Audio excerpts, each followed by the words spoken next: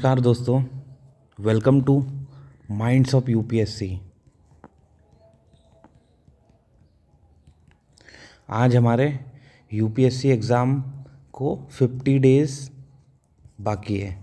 तो last 50 days के अंदर आपकी स्ट्रेटजी क्या रहनी चाहिए, ये आज मैं आपके साथ में शेयर कर रहा हूँ।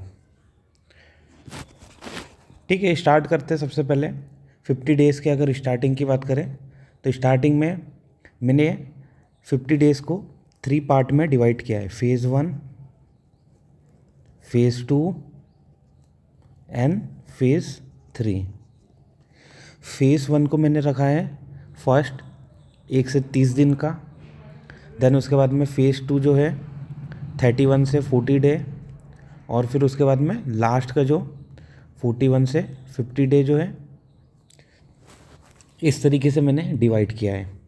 देखते हैं, फेज़ 1 को मैं कहता हूँ कंसोलिडेशन फेज़। इसमें आपको जितना भी आपका मटेरियल है उसे कंसोलिडेट करना है। देन उसके बाद में फेज़ 2 के अंदर इंटेंसिव प्रैक्टिस का फेज़ है। यहाँ पे आपको जितनी हो सके उतनी प्रैक्टिस करना है। एंड लास्ट में ये फाइनल आपका फेज़ हो गया। फाइनल फेज़ में क्या क्या करना है ये हम अभी आगे देखते जाएंगे।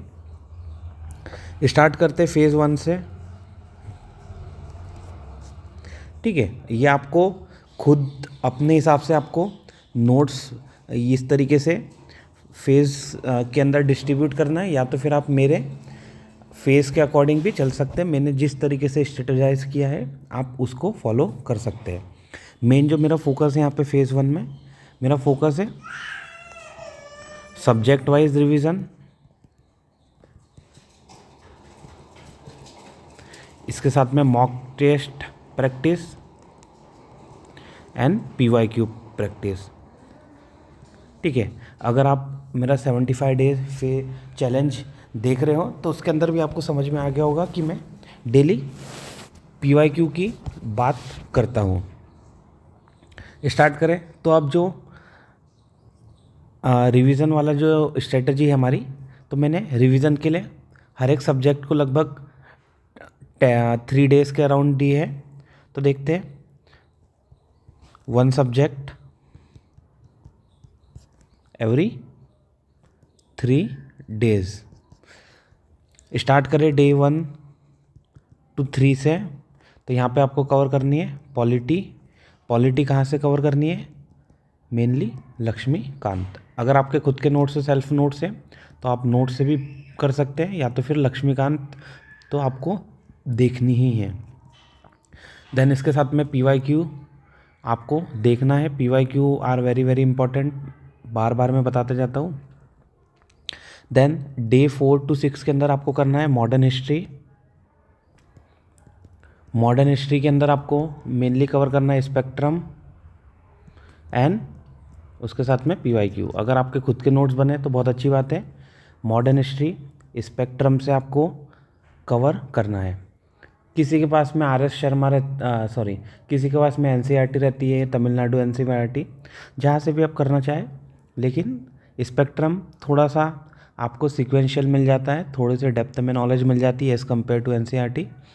जो भी आपको प्रेफर करना चाहे कर सकते हैं। 7 to 9th डे तक की हम बात करें तो यहाँ पे आपको ज्योग्राफी रखी है मैंने। ज्योग्राफी यहाँ पे चाहता तो मैं हिस्ट्री को कंटिन्यू कर सकता था, लेकिन हिस्ट्री को रेगुलर एक के बाद एक जस्ट स्टार्ट करेंगे थोड़ा सा आपको बोर्डम फील हो जाएगा। इसके लिए ज्योग्राफी वाला यहाँ पे मैंने सेशन रखा है। ज्योग्राफी में NCERTs are very very important.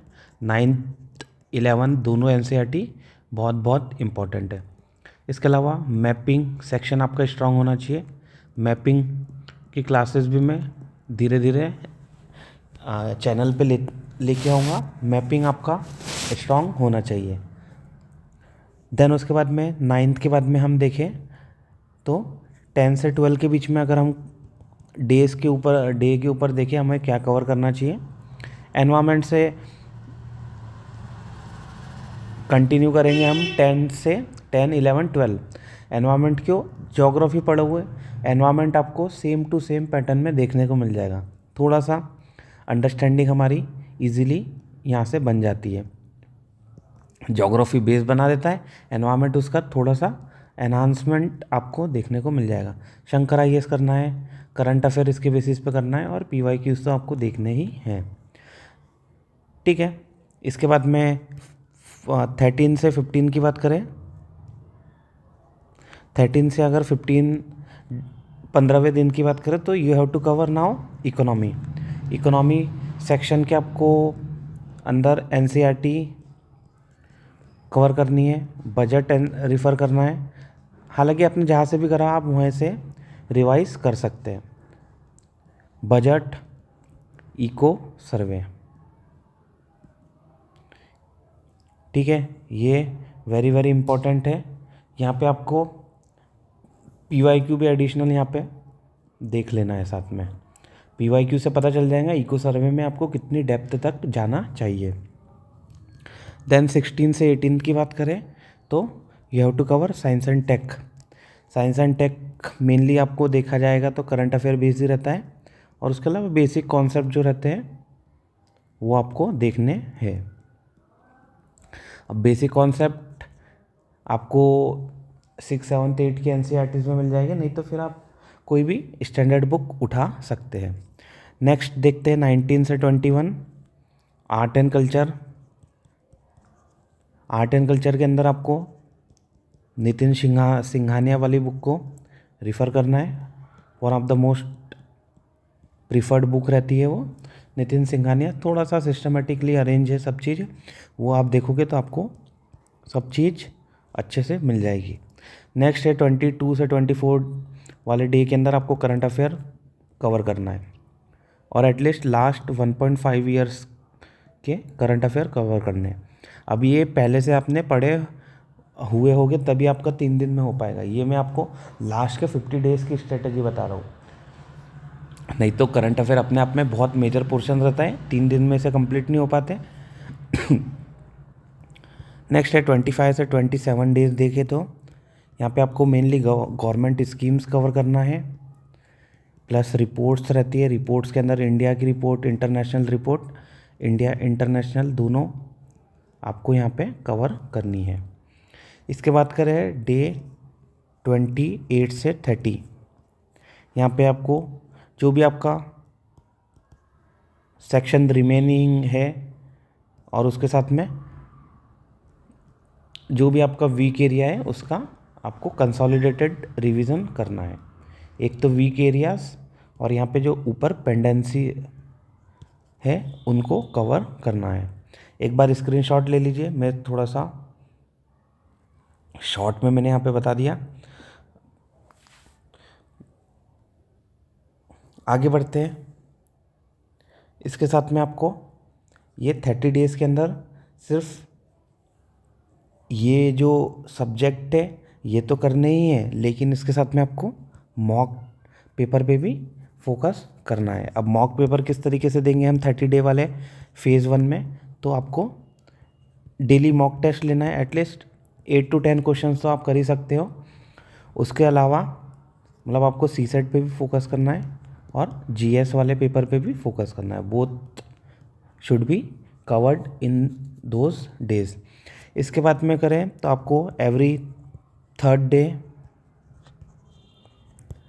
Take a full length FLT आपको यहाँ पे देना है। FLT अब चाहे आप सेक्शनल दें, चाहे आप सेक्शनल में ही FLT भी होता है, और उसके अलावा या तो फिर आप पूरा होल सिलेबस वाइज दे सकते हैं, आपके ऊपर है, लेकिन आपको देते रहना है।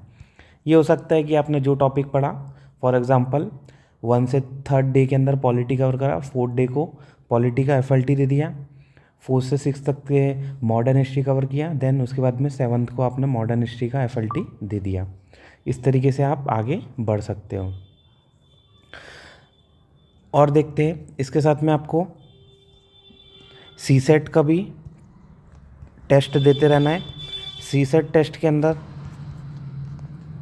या तो आप एवरी वीक दे दीजिए, हाँ एवरी वीक दे सकते हैं, या तो फिर डिपेंडिंग अपॉन योर एफर्ट्स या फिर डिपेंडिंग अपॉन आपका लेवल क्या है उसके हिसाब से आप खुद डिसाइड इसको कर लेना। एटलीस्ट एवरी वीक तो आपको देना ही चाहिए। इसके अंदर देखिए मैंने आरसी के लिए एक स्टार्ट किया था, लॉजिकल एलिमिनेशन मेथड से कैसे हम आरसी को सॉल्व कर सकते हैं और एटलीस्ट 40+ मार्क्स तो सिर्फ आरसी से ही ले सकते हैं। RC means reading comprehension. CSAT के अंदर आप 40+ अगर आरसी से स्कोर कर लेते हैं तो आपको टोटल कितने चाहिए रहते हैं, 67। तो इजीली आप जो है easily you can crack the CSAT paper as well. इसके अलावा आगे देखते हैं जो ऐड यहाँ पे करना चाह रहा हूँ मैं। एक मिनट, ये वाले को सेकंड हम दे देते हैं, इसको हम थर्ड कंसिडर कर लेते हैं। फेज़ 1 की बात हो रही है अभी। इसके बाद में फोर्थ वाला जो पॉइंट लिख रहा हूँ मैं, इसके अंदर आपको जो करना है वो PYQ बेसिस पे, जो मैंने आपको जो ऊपर PYQ बताया, PYQ को आपको किस तरीके से करना है, तो एटलीस्ट 25 to 50 क्वेश्चन आपको डेली PYQ वाले करना है विथ रिस्पेक्ट टू सब्जेक्ट। मतलब जो भी आपका सब्जेक्ट का टॉपिक चल रहा है, सब्जेक्ट टॉपिक, उसके साथ साथ में आप यहाँ पे PYQ करते जाइए। ठीक है। अब PYQ आपको क्वेश्चन रहेगा कि कौन से ईयर से उठाएं, तो लास्ट 10 ईयर्स के समझ लीजिए, 2013 से 2024 वाला प्लस उसके साथ में 2024 वाला जो है उसको तो आपको 2-4 बार सॉल्व करना ही है। देन इसके अलावा आपको यहाँ पे शॉर्ट रिवीजन भी आपका करते जाना है। और अगर आपके रिवीजन नोट्स बन चुके हैं तो आप वो कर सकते हैं, नहीं तो रिवीजन नोट्स थोड़ा सा करंट में चलते चलते अपने नोट्स बना सकते हैं या फिर माइंड मैप भी बना सकते हैं। ये आपकी पर्सनल चॉइस है, आप करना चाहें तो। क्योंकि इससे क्या होता है, 1 पेजर नोट या फिर रिवीजन नोट से, ये रिवीजन नोट मेनली जो बात कर रहा हूँ 1 पेजर नोट की बात कर रहा हूँ। लास्ट टाइम पे जब कुछ नहीं रहता है तो ये 1 पेजर नोट्स आपके काम आते हैं। माइंड मैप की बात करें तो माइंड मैप में आपको कंप्रहेंसिव कवरेज मिल जाता है, वो मेंस के अंदर भी आपको उस तरीके से हेल्प सपोर्ट करता है, हेल्प आपको मिल जाती है। ठीक है। इसके साथ में 1 पेजर नोट से आपको फैक्चुअल इन्फॉर्मेशन याद हो जाती है। For example location of a particular national park, मान लीजिए तड़ोबा की बात हो रही है, तड़ोबा कहाँ पर है, पीलीभीत कहाँ पर है, रणथंभौर कहाँ है, पेंच कहाँ है, बांधवगढ़ कहाँ है, तो ये फटाफट आपका एकदम से, कोई बोले नामदफ़ा कहाँ पर है तो सडनली आपके पास में नहीं रहता है, आप धीरे धीरे 1 पेजर नोट को रिफ़र करते जाएंगे, बहुत सारी आपको ये चीज़ें याद होती जाएगी। पॉलिटी की बात करें तो आर्टिकल्स आपको याद नहीं रहते, वो आर्टिकल्स आप इस तरीके से याद कर सकते हैं। नेक्स्ट फेज़ हम देखते हैं। यहाँ पे हम एक बार वापस से बता देता हूँ आपको शुरुआत से। फेज़ 1, 2, 3। फेज़ 1 के अंदर 1 से 30 डेज दिए हमने, फेज़ 2 में 31 से 40, फेज़ 3 में 41 से 50। अभी जितनी भी बात हुई सब फेज़ 1 की बात हुई। एक बार यहाँ पे फेज़ 1 वापस से देखिए। देन इसके बाद में अब हम देखते हैं फेज़ 2। फेज़ 2 में मैं आपको बता देता हूँ आपको किस तरीके से प्लानिंग करनी है। आइए फेज़ 2 देखते हैं। फेज़ 2 मीन्स 31 से 40 डे की हम यहाँ पे प्लानिंग कर रहे हैं। आपको उसको किस तरीके से स्ट्रेटेजाइज करना है, आपकी उस समय प्रैक्टिस और आपका माइंडसेट किस तरीके से डेवलप होना चाहिए, मैं यहाँ पे आपको बता रहा हूँ। इंटेंसिव प्रैक्टिस वाला फेज़ है, मैंने आपको पहले ही बताया था। यहाँ पे आपकी जो मेन रहेगी सिमुलेशन टेस्ट, या फिर आप कह सकते हैं वही FLT, प्रॉपर मॉक टेस्ट होने चाहिए यहाँ पे। इसके अलावा यहाँ पे एडवांस एलिमिनेशन स्ट्रेटजी जो रहती है वो आपकी होनी चाहिए। अब इसके अंदर आपको मेनली क्या करना है, FLT देना है every alternate day. Alternate day means आप मंडे को दे रहे हैं तो उसके बाद में आपको वेडनेसडे को आ जाएगा, देन उसके बाद में फ्राइडे को, देन उसके बाद में संडे को। इस तरीके से आप अल्टरनेट डे में दे सकते हैं।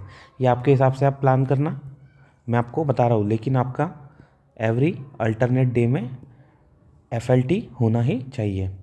इसके साथ में आपको फिर FLT देते हैं, तो इसका ये मतलब नहीं FLT दिया ख़त्म। FLT जो रहता है उसको आपको एनालाइज करना रहता है, उससे वीक एरिया आपको फाइंड आउट करना है। वीक एरिया फाइंड आउट करने के बाद में वापस से आपको रिवाइज कर लेना है, और उस तरीके से आपको रिवाइज करेंगे, अपने प्रिपरेशन को रिकैलिब्रेट करिए, और उस तरीके से आप आगे बढ़ सकते हो। नेक्स्ट हम देखते हैं इसके अंदर आपको सेकंड जो इंटेंसिव फेज है उसमें क्या करना है। तो आपको रिवर्स लर्निंग करना है। ये जो आपकी मिस्टेक हो रही है, इससे आपको रिवर्स लर्निंग कैसे करेंगे। जो भी आपका कॉन्सेप्चुअल है, कॉन्सेप्ट जहाँ पे बिगड़ रहा है, जहाँ पे कोई गड़बड़ हो रही है, उसको वापस से रिवाइज करना है आपको। और या फिर इसके साथ में कॉन्सेप्ट के साथ में कभी कभी क्या होती है, केयरलेस हमारी मिस्टेक हो जाती है। फॉर एग्जांपल हमने नॉट नहीं पढ़ा, या फिर ओनली इस टाइप से वर्ड थे, तो ये हमारा मिस हो गया। इस तरीके से जो केयरलेस चीज़ें होती है उसको भी हमें यहाँ पे देखना है, और उसको ध्यान में रखते हुए आगे बढ़ना है।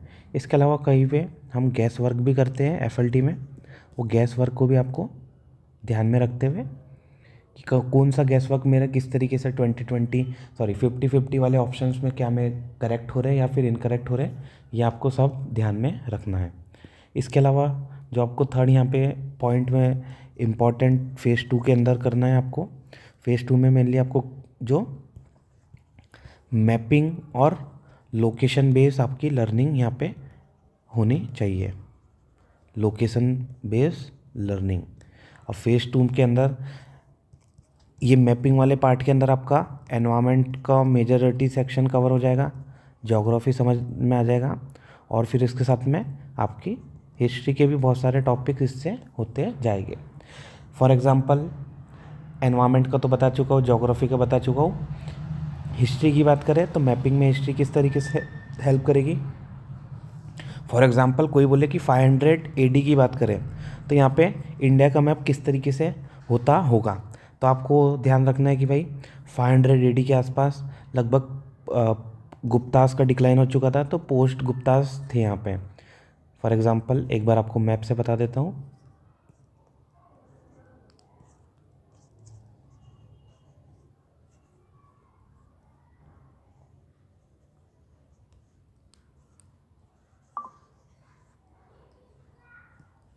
मान लीजिए इस तरीके से आपने यहाँ पे आप समझ सकते पोस्ट गुप्ता होगा, यहाँ पे कहीं ना कहीं पुष्यभूति का राइज हो रहा होगा। इसके अलावा नीचे यहाँ पे आपको या तो यहाँ पे आपको पल्लवाज मिल जाएंगे। इसके बाद में यहाँ पे सोलंकीज़ नहीं, यहाँ पे आपको मैत्रक डायनेस्टी का राइज होता हुआ मिल जाएगा। इस तरीके से आपको थोड़े से यहाँ पे सेना तो नहीं, गौर डायनेस्टी आपको गौर डायनेस्टी देखने को मिल जाएगी। इस तरीके से धीरे धीरे राइज होती है, तो वो आप 2-4 बार प्रैक्टिस करोगे तो आपको उस तरीके से याद होते जाएगी। ठीक है, तो आप समझ गए होंगे कि लोकेशन बेस किस तरीके से मैं बात कर रहा हूँ इन टर्म्स ऑफ हिस्ट्री की बात करें। तो आगे बढ़ते हैं। ये हमारा फेज़ 2 की बात हो गई। लास्ट है अब हमारा फेज़ 3। फेज़ 2 के आप एक बार स्क्रीनशॉट चाहे तो ले सकते हैं। आगे बढ़ते हैं फेज़ 3। फेज़ 3 के अंदर जो हमारा जो फाइनल लैप है, फाइनल लैप है 41 से 50 डेज़ का, लास्ट के 10 डेज़। यहाँ पे आपका फोकस होना चाहिए पीक परफॉर्मेंस पे और आपके रिटेंशन वाली मेमोरी पे। पॉजिटिव एस्पेक्ट तो आपको पॉजिटिविटी तो रखनी ही माइंड में, ऑप्टिमिस्टिक रहना है, पॉजिटिविटी आपके साथ में चलनी चाहिए। मिस्टिक इसके साथ में आपको अपने हेल्थ पे और बाकी जितनी भी चीज़ें इम्पॉर्टेंट है, स्लीप साइकिल, इस पे ध्यान देना है। अब फेज़ 3 का फाइनल जो लैब बता रहा हूँ मैं आपको, इसके अंदर एक बार हम देख लेते हैं हमारी स्ट्रेटजी क्या रहेगी। तो आपको मॉक पेपर देना है, FLT देना है डेली, एवरी डे, या फिर आप कह सकते हैं डेली। और उसके साथ में आपको साथ में फटाफट रिवीजन भी करते जाना है। एक दिन में एक पेपर, उसका रिवीजन, फिर वापस से साथ में उसका तो एनालिसिस और वापस से उन्हीं टॉपिक का रिवीजन। देन उसके बाद में आपको जो आपके वीक एरियाज़ है उसको टारगेट करना है, और लास्ट मिनट चीट शीट जो आपने बना के रखी है या नहीं बनाई है तो आप बनाइए तो उसको रिवाइज़ करना है, रिवाइज करना है। इसके साथ में हमने जो यहाँ पे ऊपर जो 1 पेजर नोट्स बनाए थे, 1 पेजर नोट्स, उसको भी आपको देखते जाना है और वहाँ पे से बार बार देखना है, और उस पे से आपको अपनी रिटेंशन को बढ़ाना है। रिटेंशन जितनी ज़्यादा रहेगी, देखो यहाँ पे रिटेंशन वाला बताया मैंने आपको, जितनी ज़्यादा रिटेंशन रहेगी उतना ज़्यादा एग्ज़ाम में जल्दी आपको याद आते जाएगा। इसके साथ में जो फैक्चुअल इन्फॉर्मेशन है उसे भी आपको याद करने की यहाँ पे कोशिश करनी है। देन उसके बाद में आपको स्लीप साइकिल की जो बात कर रहा हूँ मैं, स्लीप साइकिल, इसको आपको मॉर्निंग वाली बनाना है। मॉर्निंग वाली मीन्स जहाँ पेपर का जो टाइमिंग रहता है, आप समझ लीजिए फॉर एग्जांपल 10 से 12 वाला, और या फिर 9:30 टू 11:30, जो भी आप वेरिएशन आपका होता है, या फिर सेकंड वाला जो फेज़ है 2:30 टू 4:30। तो देखिए गर्मी का मौसम है, समर सीज़न है, हीट बहुत ही अभी हीट लेवल बढ़ते जा रहा है। तो हीट से बचने के लिए आप किस तरीके से, अगर आपकी डेली की यहाँ पे दोपहर में आराम करने की स्ट्रेटजी रहती है तो वो आप अवॉइड करिए। आपको 8-10 दिन पहले से ही अपने स्लीप साइकिल को थोड़ा सा चेंज करना पड़ेगा विद रिस्पेक्ट टू एग्ज़ाम। इसके साथ में यहाँ पे अब आपको लास्ट में अवॉइड करना है, अवॉइड क्या करना है, avoid any news sources, newspaper तो आप ये 50 डेज़ के अंदर नहीं भी पढ़े तो भी चल जाएगा, और न्यूज़पेपर, न्यूज़ सोर्सेस, कोई भी मैगज़ीन या फिर वीडियोस। ठीक है, ये आपको बता दिया मैंने। ठीक है, एक बार इसका स्क्रीनशॉट ले लीजिए, लास्ट 3 जो लास्ट के 10 डेज़ है, या फिर आप जो कहना चाहें फेज़ 3 वाले सेक्शन का। ठीक है, इस तरीके से आपको पूरी प्लानिंग करनी है आपकी। ये हमने 50 डेज़ की प्लानिंग कर ली है। इसके बाद में लास्ट में बस मैं यही कहूँगा कि इससे क्या होगा, ये आप अगर इसको फॉलो कर रहे हो तो आपका पहली बात तो रिटेंशन बहुत ही ज़्यादा हाई हो जाएगा, कंप्रहेंसिव आपका कवरेज हो गया यहाँ से,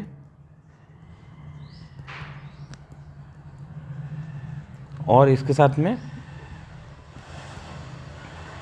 PYQ करने से आपकी एक्यूरेसी भी बढ़ जाएगी, बहुत ज़्यादा अच्छी हो जाएगी, और आपको पैटर्न समझ में आने लग जाएगा। ठीक है, ये सब चीज़ें आपको 50 डेज़ की रिगरस प्लानिंग करी है मैंने, उसमें से आप ये सब चीज़ें आपको हेल्प हो जाएगी। ठीक है, एंड करते हैं आज के सेशन को। किसी को डाउट है तो आप कमेंट सेक्शन में पूछिए। इस तरीके से लेकिन आपको प्लानिंग यहाँ पे करनी है। थैंक यू सभी को।